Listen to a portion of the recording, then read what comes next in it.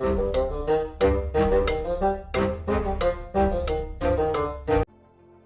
you ever wanted to take your race, turn it into an empire, and conquer the galaxy?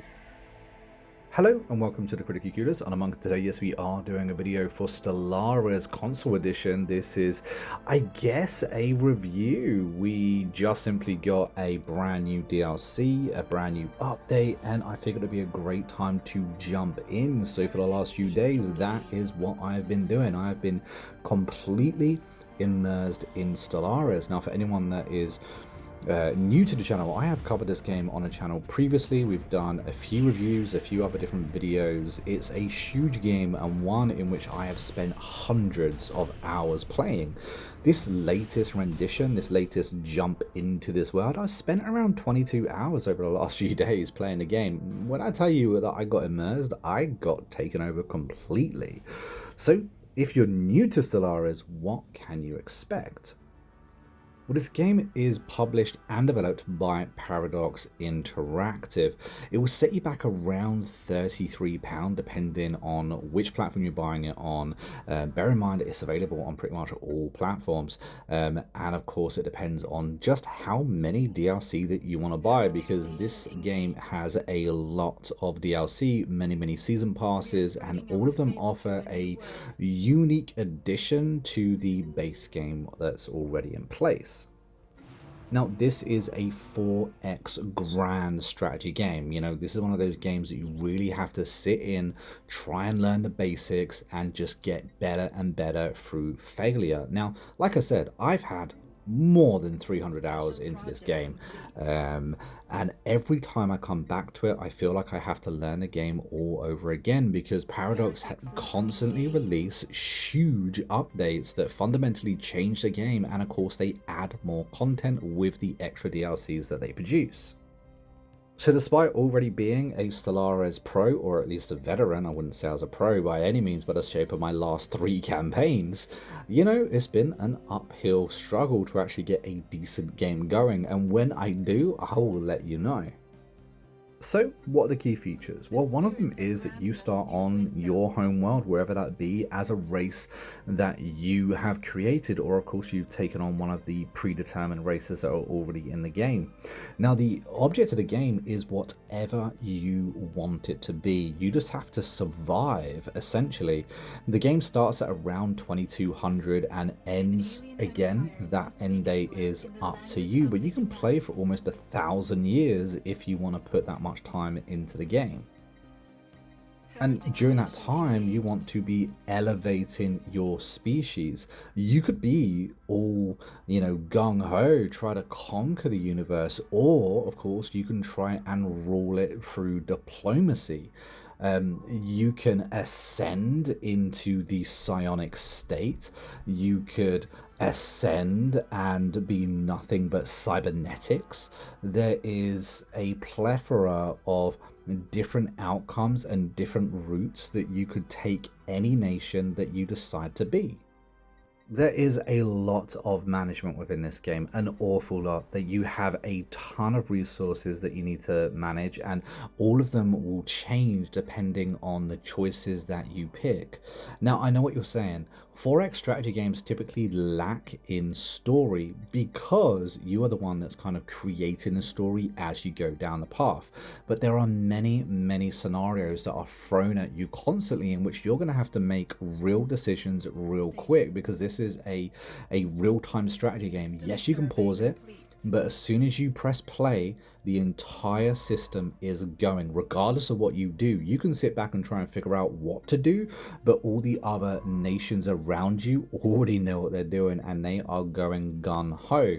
Now, luckily, there are a number of different choices, a number of different sliders in which you can change your game, so that way if you are new, there is options for you to really get settled into this game before you ramp up that difficulty. Now, I typically play on around 1,000 stars. Now, that is a lot. That is a huge game. And is your game going to crash before you get to the end? Honestly, even now, yes. I'm currently playing on the Xbox Series X. I love it. Honestly, it's a pretty smooth experience, but if you whack up all those settings and if you end up having an armada of thousands of ships, then, you're going to have some issues, especially when a game tries to render all that in. Luckily, there are options to make smaller universes. You're talking about maybe 200 star systems, which is nice and manageable. You can also change the amount of different races that you go up against, and more importantly, one thing that I really like, as you constantly create these empires, you can enter games where the empires that you've created can join you as well. You are then playing against your creations, which again can be a little bit scary in places. One thing I really like about the empire creation is that if you think of a race or an empire or a species that you've seen in other, media, that be like Star Trek, Star Wars, those kinds of things, you can literally create a race of Borg, or you can literally create a race of Sith. I find that really, really fascinating how you can customize your empires oh so much. Now, since the last time that I played, a lot has been added. There has been a lot of changes, and all of them seem to be really, really cool, but they're going to take a little minute for you to get your head around. Unfortunately, the in-game tutorial that they offer you is not the best. There's an awful lot of information to kind of get your head around. Luckily, many YouTubers, as well as myself, have covered this game, and they're able to actually show you the things that you need to be looking at from the very beginning. There is quite a few that you could do, or quite a few things that you can do before you even unpause the game. So to say this game is complicated is a little bit of an understatement. Is it worthwhile? Absolutely. I love 4X strategy games, and we don't really have enough of them on consoles as it is. It's a hell of a lot better than it used to be, but this has to be one of the best 4X strategy games that you can possibly get on the market. One of my favorite new additions has to be the World Cracker, where you can make a colossal kind of machine in which you can literally destroy the planets around you. I think that's kind of cool, as well as the fact of being able to create Dyson spheres and actually harness the power of stars themselves to fuel your empire. I don't know about you, but I just think that's really, really awesome. Or, of course, maybe you want to be a part of a ring world, and you can essentially create a habitat around a planet. Or if you don't want to do any of that nasty, gnarly stuff, you could literally become a trader. You can be the head of a trade federation where your only goal is to earn resources. But don't get too comfortable, because there is endgame crises that can really shape up every single game that you play. There are actually multiple of them now at this stage of playing in 2025 as well, and I personally still haven't completed all of them. Now, the latest DLC that literally just dropped was the Machine Age. Now, this is a really, really interesting addition. It gives you a brand new endgame crisis. There's a new player crisis that's been added as well as individualistic machines, in which 3 brand new machine ascension paths have also been added. So if you want to go down that route as playing as a machine, it's going to be newer, bigger and bolder than ever before.